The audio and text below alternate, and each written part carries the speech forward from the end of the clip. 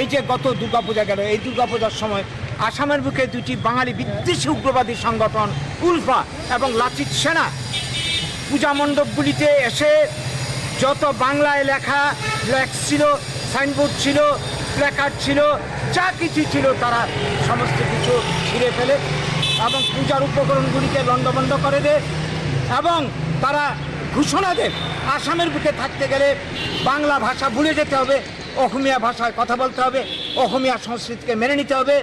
এখানে কোনো বাঙালিদের আলাদা করে কোনো সংস্কৃতি ভাষার এগুলি ধর্মচর্চার অধিকার নেই এবং হুঁশিয়ারি দিয়ে যায় যদি আগামী দিনে তারা বাঙালিরা যদি তা করতে চেষ্টা করে তাইলে তাদের উপর তারা যা করার অ্যাকশন নেওয়ার নেবে। আমরা জানি এই যে ঘটনা ঘটলো, এই ঘটনার পর থেকে আসামের বাঙালিরা ভয়ে আতঙ্কে তটস্থ। আমরা জানি স্বাধীনতার পর থেকে আসামের বুকে বঙ্গাল খাজা আন্দোলন নাম দিয়ে আসামের বুকে বারবার আক্রমণ হয়েছে। ত্রিপুরাতে যেমন 80 জনের গণহত্যা হয়, আসামের বুকে হয়েছিল 83 সালে নেলির গণহত্যা।